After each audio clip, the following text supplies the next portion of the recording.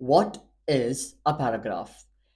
The simplest definition of a paragraph can be a group of related sentences that is delivering one idea. हम जब बात करते हैं कि पैराग्राफ है क्या, तो पैराग्राफ बनता है जब आप बहुत सारे जुमलों को एक साथ मिलाते हैं। The group of all the related sentences जब मिलते हैं और उसमें एक ही आइडिया या एक ही ख्याल को या एक ही कॉन्सेप्ट को या किसी एक टॉपिक के ऊपर बात की जा रही हो, तो उसे हम कहते हैं paragraph.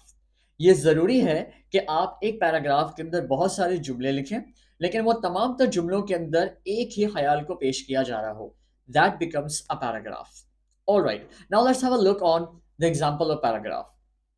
Patient safety is a top priority in healthcare. Hospitals and clinics follow strict protocols to ensure patients are protected from harm.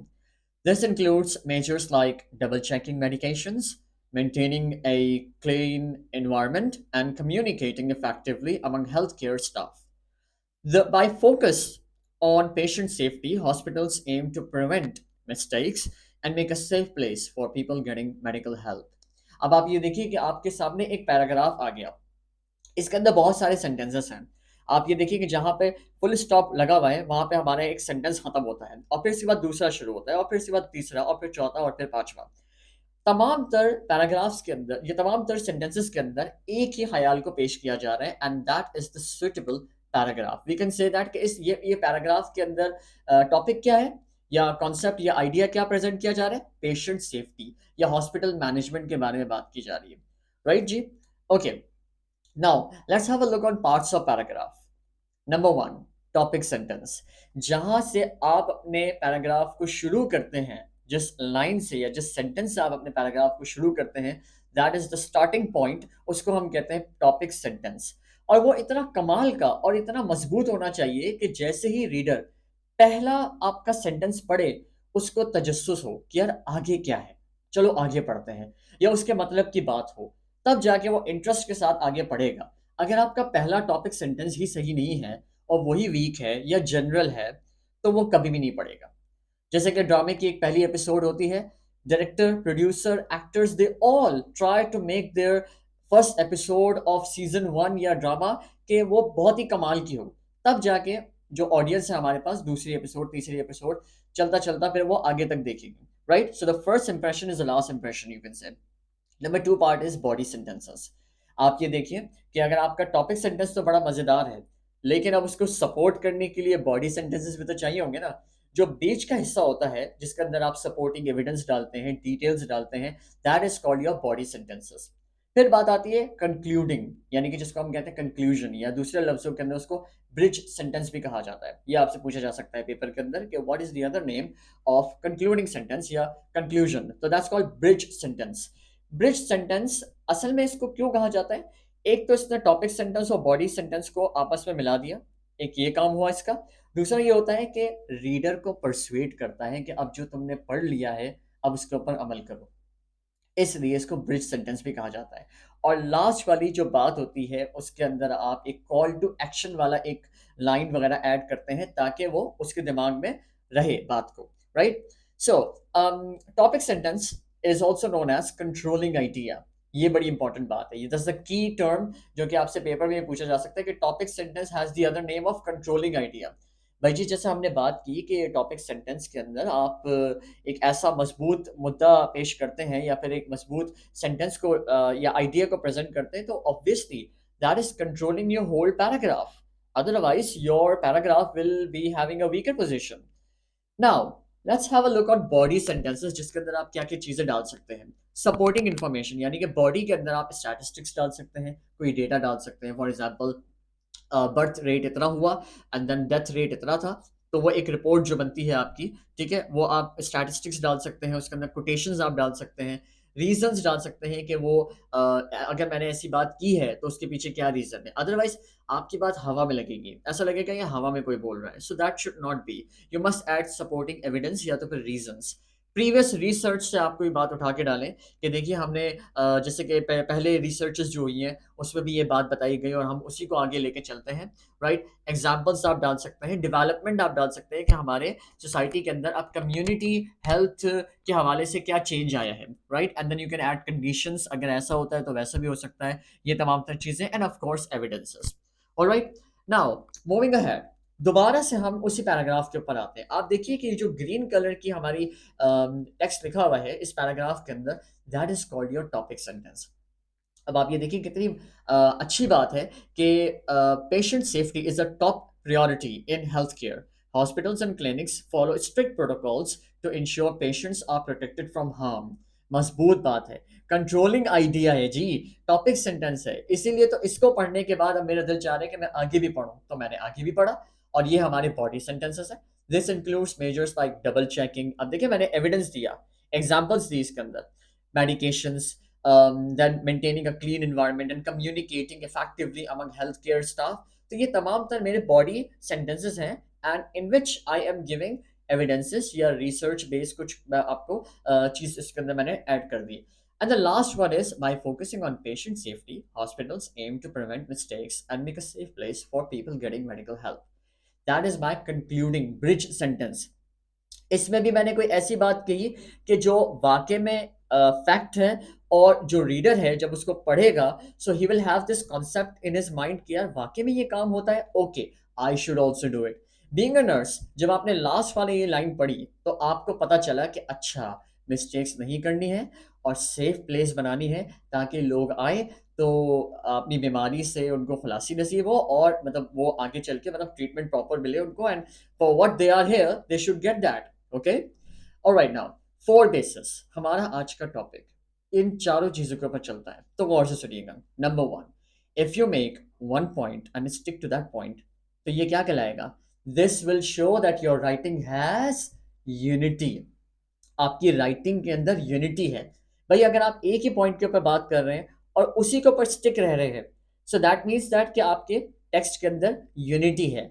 अब मैं आपको पैराग्राफ राइटिंग पढ़ा रहा हूँ, पढ़ाते पढ़ाते मैं आगे निकल जाऊंगा एसे राइटिंग के ऊपर या लेटर राइटिंग के ऊपर, सो इट मीन्स दैट कि मैं अपने मुद्दे के ऊपर या अपने पॉइंट के ऊपर स्टिक नहीं हूँ, and that is the reason I will fail to give you the proper lecture. तो इसीलिए मेरी बात के अंदर यूनिटी का होना बहुत ज़्यादा ज़रूरी है। मैं फजूल की एग्जांपल्स इसके अंदर ऐड नहीं कर सकता, तो मुझे अपने पॉइंट के ऊपर स्टिक रहना है। तो आपने भी अपने पैराग्राफ के अंदर यूनिटी रखनी है। Number two, if you backup the point with specific evidence, तो ये क्या होगा?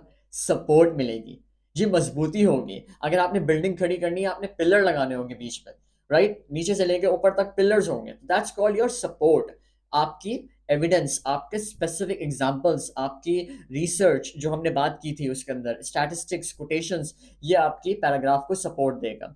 नंबर थ्री जो आपने करना होगा, if you organise and connect the specific evidence, अगर आप एक एविडेंस को दूसरे एविडेंस से जोड़ेंगे, अगर आप एक कॉन्सेप्ट को उसकी एग्जांपल्स को आपस में जोड़ेंगे, तो वो होगा कोहेरेंस। उसका नाम कहलाता है कोहेरेंस। कोहेरेंस का मतलब होता है लॉजिकल फ्लो। ये भी आ सकता है आपके पेपर के अंदर कि what is the simplest term use for the coherence, so that's called logical order.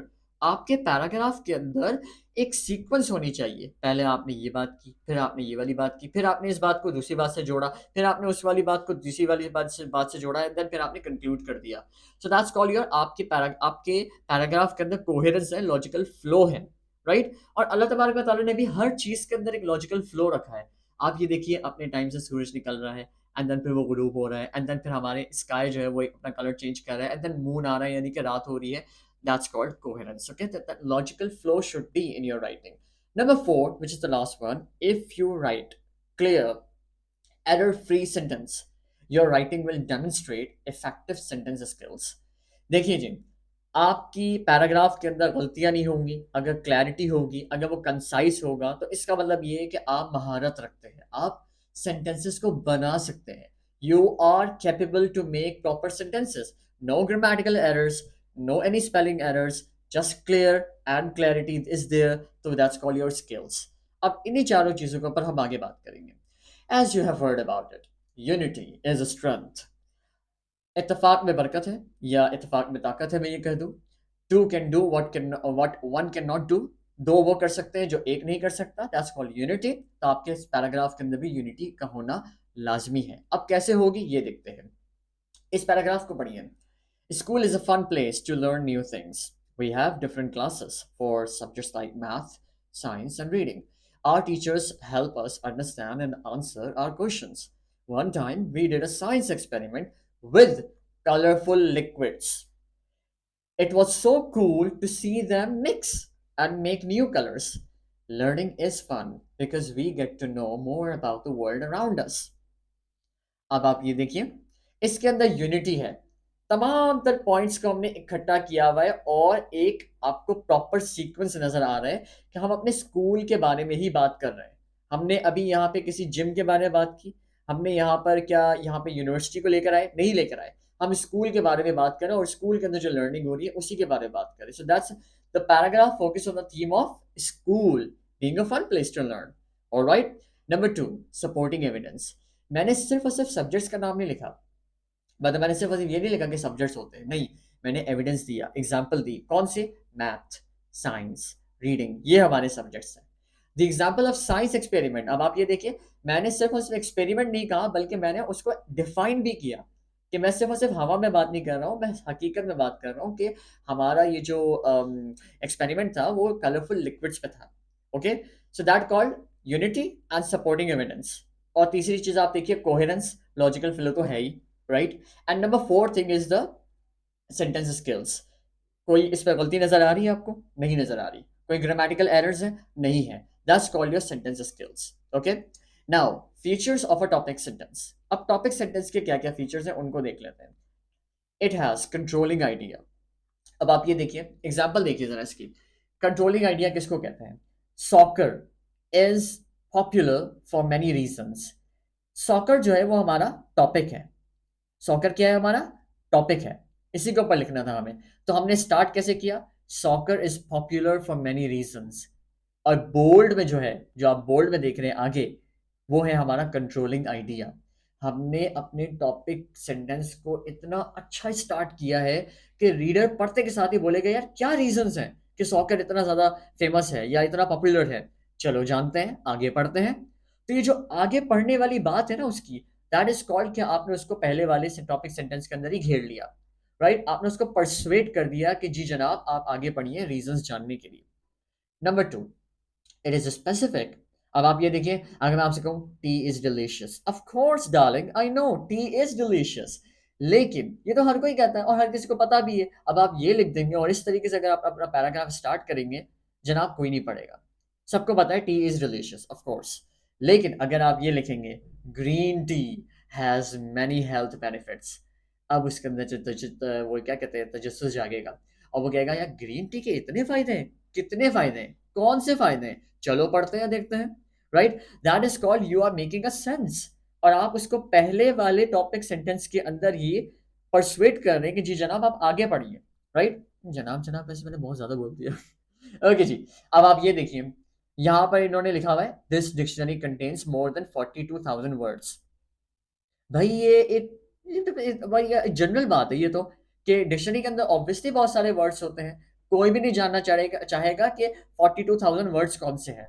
Of course nobody will ever want to do that, so please do not start your paragraph with this kind of line. Okay, that's called the features of a topic sentence. अब हम बात करते हैं, soccer is a popular for many reasons. ये सही हो गया जी, ऐसे ही स्टार्ट करना है आपने। And green tea has many health benefits, और जो तीसरा था उसको नहीं, आप उसको स्टार्ट नहीं कर सकते, that is called too general, या टी इज डिलीशियस, वो भी आप स्टार्ट नहीं कर सकते। Instead of that you can write green tea has many health benefits. Characteristics of an effective topic sentence. अब इसको देख लेते हैं, of an effective, sorry. So number 1 informs the reader of the subject that will be discussed in the paragraph. जाहिर सी बात है आपने पहले उसको ये बताना होगा कि मेरा सब्जेक्ट क्या है जो मैं इस पैराग्राफ के अंदर डिस्कस करने वाला हूँ, क्या बात है, मेरा क्या मुद्दा है, क्या टॉपिक है, वो उसको पहले ही आपने बताना होगा। जैसे हमने सॉकर वाले में बताया और ग्रीन टी वाले में बताया, तो इसका मतलब ये है कि मैं आप सॉकर की ही बात करूंगा और ग्रीन टी की बात करूंगा। Number 2 declares the writers point of view. अब जब हम बात करते हैं भाई कि मेरा क्या पॉइंट ऑफ व्यू है, ये भी आपने उसमें लिखना होगा। हेल्थ मैनी हेल्थ बेनिफिट्स, तो मैं ये बताने वाला हूँ, राइट। इसके बाद फिर हम बात करते हैं, उसको आमादा करना है आपने कि आपने आगे भी पढ़ना है। सिर्फ टॉपिक सेंटेंस नहीं देखना। वो कहते हैं ना कि आपकी वीडियो इतनी जानदार होनी चाहिए शुरू में कि वो जो 5, 6, 10 सेकंड है ना, वो आपने बहुत अच्छे तरीके से उसको बोलना है, तब जाके जो व्यूअर है वो आगे देखेगा, अदरवाइज फिर वो वहीं से जो है ना वो चले जाएगा। देन इट्स नॉट वेग, लेंदी और टू नैरो और टू ब्रॉड। ज़्यादा पेचीदा भी ना हो, ज़्यादा छोटा भी ना हो और ज़्यादा बड़ा भी ना हो ऑब्वियसली। और वेग का मतलब होता है जिसके अंदर गलतियाँ हो। पहले वाले में अगर आप गलतियाँ कर देंगे तो वो बोलेगा यार ये तो मतलब गलतियों से ही भरा हुआ होगा। So I should not better read it, okay? That's called is always relevant, the last one. Obviously relevant होना चाहिए आपकी ऑडियंस के मुताबिक भी जिनको आप ये पैराग्राफ दे रहे हैं, and of course the topic which is given to you it should be relevant on that. Cohesion and coherence, हम आहंगी इसको हम कहते हैं। अब आप ये देखिए, कोहेरेंस और कोहेजन क्या होती है। कोहेजन का सिंपल वर्ड है कनेक्टर्स। आप कनेक्टर्स यूज करते हैं। कोहेरेंस का मतलब होता है लॉजिकल फ्लो, यानी कि एक कनेक्शन बनाना। The words cohesion and coherence are often used together because they both describe how a piece of writing fits together to form a clear and complete whole. Obviously, पूरा text आपस में एक ताल्लुक रखता है, एक कनेक्शन रखता है, that is called, you have used coherence और cohesion, okay? Now that is called, it's all about making sure all the parts of the writing connect so well so the reader can easily understand and follow the ideas. अब आप ये देखिए, बाज़ औक़ात ना हमारे जो बुजुर्ग होते हैं, I'm just giving an example कि या बच्चे होते हैं, वो कभी एक बात बात करते करते ना, कभी एक की बात कर रहे होते हैं, फिर वहां से घूम घूम के ना दूसरी वाली बात पे चले जाते हैं, फिर तीसरी वाली बात पे चले जाते हैं। तो दैट्स कॉल्ड, उनकी बात के अंदर कोहेजन और कोहेरेंस नहीं है, राइट? दैट्स रियली अ वेग statement. I should give that, कि वो जो स्टेटमेंट्स बता रहे होते हैं वो क्लियर नहीं होती है और हम भटक जाते हैं कहीं ना कहीं। तो कोहेजन एंड कोहेजन का होना बहुत ज़्यादा ज़रूरी है। अब आप ये देखिए, cohesion micro level of text कहलाता है, coherence macro level of text कहलाता है। कोहेजन का मतलब है छोटी सतह पे जो एक टेक्स्ट टेक्स्ट होता है ना, उसके अंदर जो बीच में कनेक्टर्स आ रहे होते हैं, therefore, furthermore, and, additionally, in other words, ये तमाम तर। कोहेरेंस का मतलब होता है एक बड़े पैमाने पे अगर हम देखें तो वो जो टेक्स्ट है ना पूरा का पूरा लॉजिकली कनेक्ट हुआ हुआ होना चाहिए, एक प्रॉपर लॉजिकल ऑर्डर होना चाहिए उसके अंदर। Then you have establishing coherence, कैसे करेंगे? Write sentences that flow in logical order, of course. आपने वो सेंटेंसेस लिखने हैं जो कि जिनके दरमियान, जिनके बीच एक लॉजिकल ऑर्डर है, राइट? यूज कनेक्टर्स कौन कौन से?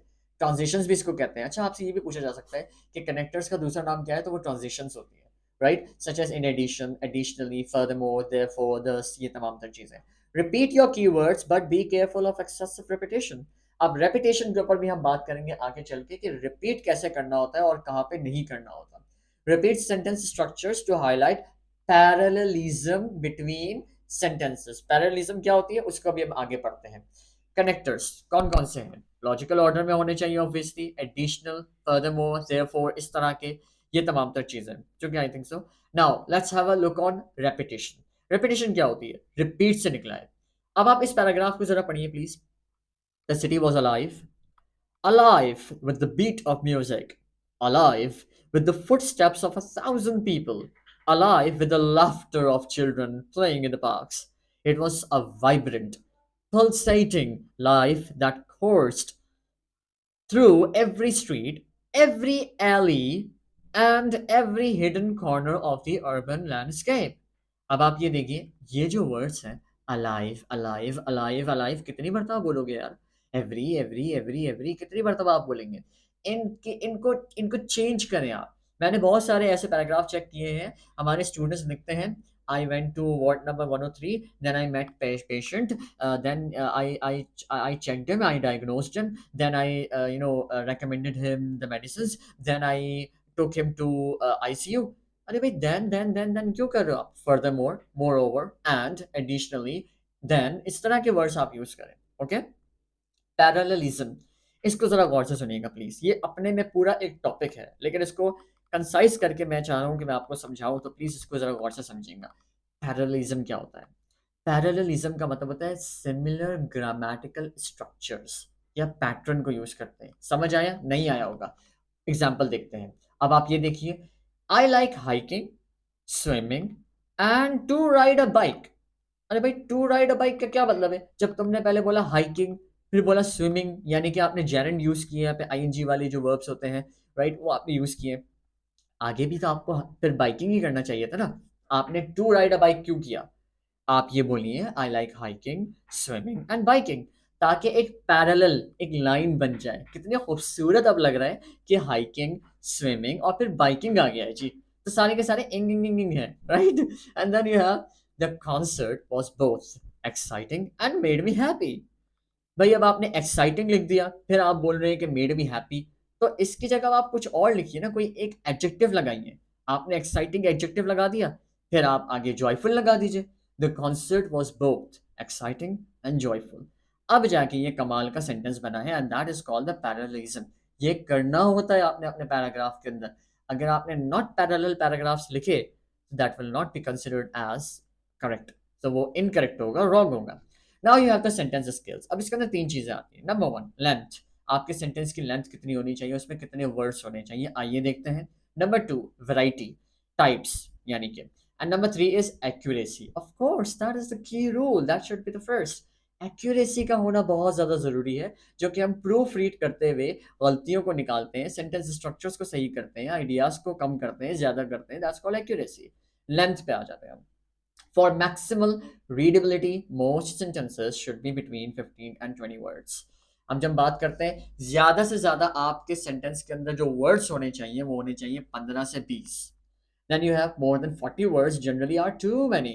इसको जरा ये फिगर्स आप याद रख लीजिएगा, बिकॉज कि whenever an examiner makes paper और अगर उसने ये प्रेजेंटेशन बनाई है, so obviously he asks the same things, तो वो जनरल एस्पेक्ट पे नहीं पूछता, वो बड़ा स्पेसिफिक हो जाता है उस चीज के अंदर। सो प्लीज इसको जरा इन फिगर्स को आप याद रखिएगा। More than 40 words generally are too many. कितने वर्ड्स ज्यादा हो रहे हैं? 40। If your sentence consistently include fewer than 12 words, तो फिर उसके अंदर आपको लिंकिंग और एक्सपेंडिंग करके, यानी कि कनेक्शंस वगैरह लगाने पड़ेंगे, कनेक्टर्स वगैरह लगाने पड़ेंगे, ताकि वो 15 हो जाए या 20 हो जाए।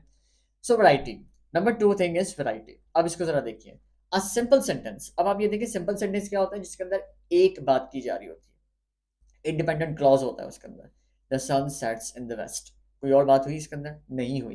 कोई इसके अंदर आपके पास वो आया, कनेक्टर आया, बट आया, बिकॉज आया, देयरफॉर आया, कुछ आया? नहीं आया। That's not simple sentence. Number two is compound sentence. दो बातें होनी है और एक इंडिपेंडेंट क्लॉज है, और वो कोऑर्डिनेटिंग कंजंक्शन, यानी कि फैन बॉयज के साथ मिला हुआ है या सेमी कॉलन से मिला हुआ है, और फिर वो दूसरी बात कर रहा है जो कि उसके ऊपर डिपेंडेंट है। She likes to read, okay, but he prefers to watch movies.